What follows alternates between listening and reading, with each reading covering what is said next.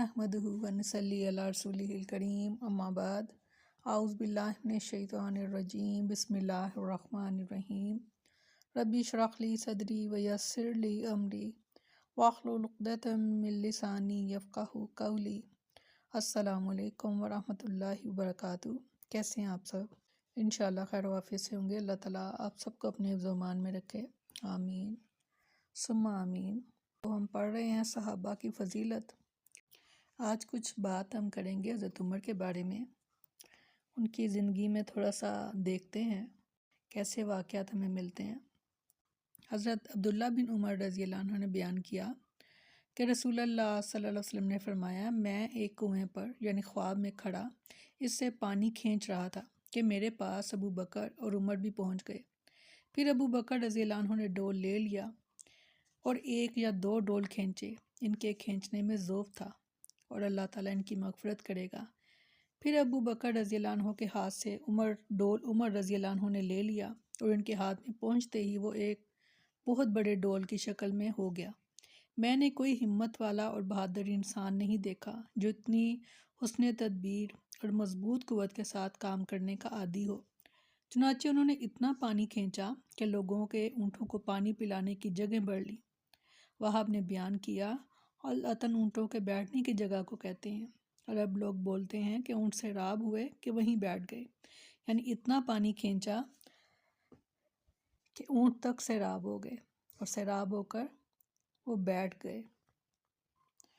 अब्दुल्ला बिन उमर रज़ियल्लाहु अन्हु ने कहा कि रसूलुल्लाह सल्लल्लाहु अलैहि वसल्लम ने फरमाया कि मैंने ख्वाब में दूध पिया, इतना कि मैं दूध की ताज़गी देखने लगा जो मेरे नाखून या नाखूनों पर बह रही है। फिर मैंने प्याला उमर रज़ियल्लाहु अन्हु को दे दिया और सहाबा रज़ियल्लाहु अन्हु ने पूछा, या रसूलल्लाह सल्लल्लाहु अलैहि वसल्लम, इस ख्वाब की ताबीर क्या है? आप सल्लल्लाहु अलैहि वसल्लम ने फरमाया, इसकी ताबीर इल्म है। यानी कि आप सल्लल्लाहु अलैहि वसल्लम ने अपने बाद जो प्याला दिया वो हज़रत उमर को दिया और उन्होंने भी वो प्याले से दूध पिया और इसकी ताबीर इल्म बताई।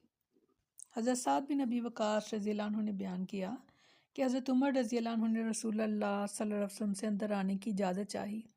इस वक्त आपके पास कुरैश की चंद औरतें उम्महातुल मोमिनीन में से बैठी बातें कर रही थीं और आपकी आवाज़ से भी बुलंद आवाज़ के साथ आपसे नानो नफ़का में ज़्यादती की दरख्वास्त कर रही थीं। जो ही हज़रत उमर रज़ियल्लाहु अन्हु ने इजाज़त चाही तो वह तमाम खड़ी होकर पर्दे के पीछे जल्दी से भाग खड़ी हुई।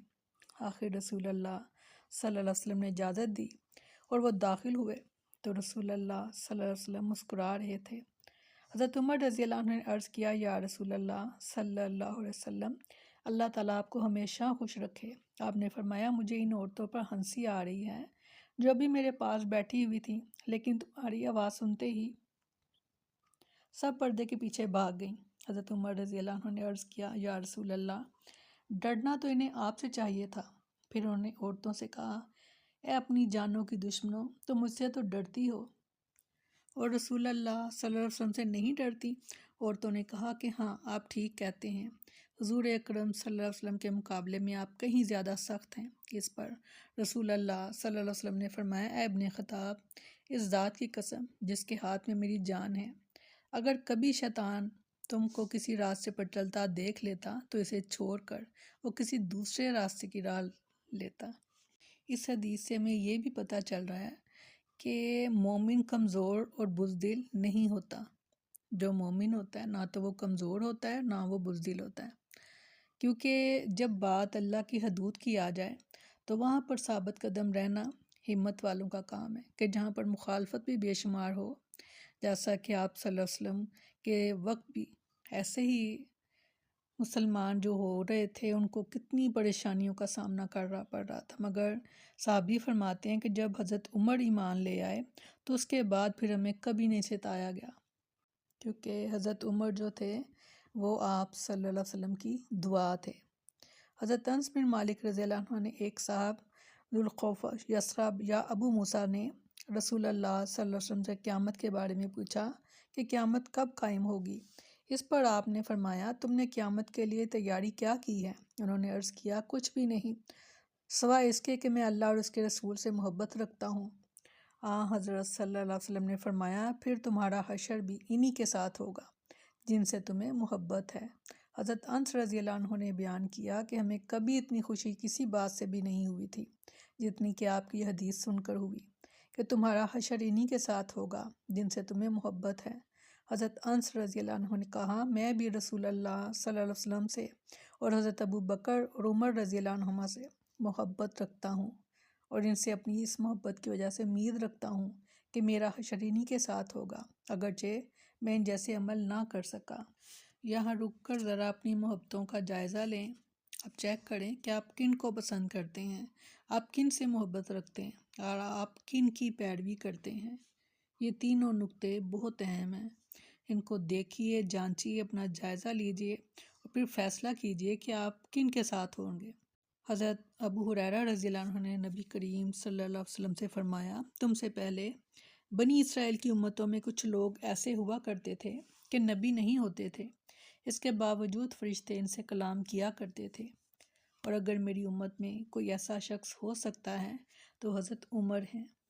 حضرت ابو سعید خدری رضی اللہ عنہ نے بیان کیا میں نے رسول اللہ صلی اللہ علیہ وسلم سے سنا، آپ نے فرمایا میں نے خواب میں دیکھا کہ کچھ لوگ میرے سامنے پیش کیے گئے جو قمیص پہنے ہوئے تھے، ان میں سے بعض کی قمیص صرف سینے تک تھی اور بعض کی سے بھی چھوٹی، اور میرے سامنے عمر پیش کیے گئے تو وہ اتنی بڑی قمیص پہنے ہوئے تھے کہ چلتے ہوئے گھسٹتی تھی۔ صحابہ نے عرض کیا یا رسول اللہ صلی اللہ علیہ وسلم آپ نے اس کی کیا تعبیر لی؟ حضور صلی اللہ علیہ وسلم نے فرمایا کہ دین مراد ہے۔ حضرت عمر کی تعریف فرمائی جا رہی ہے کہ ان کا کرتا اتنا بڑا تھا کہ وہ پاؤں پر گھسٹ رہا تھا، زمین پر گھسٹ رہا تھا، اور یہ دین تھا، اس سے مراد دین لی گئی۔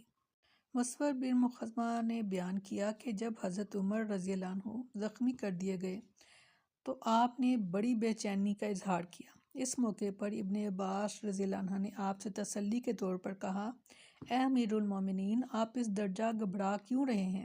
آپ صلی اللہ علیہ وسلم کی صحبت میں رہے اور حضور اکرم صلی اللہ علیہ وسلم کی صحبت کا پورا حق ادا کیا، اور پھر جب آپ حضرت صلی اللہ علیہ وسلم سے جدا ہوئے تو حضور صلی اللہ علیہ وسلم آپ سے خوش اور راضی تھے۔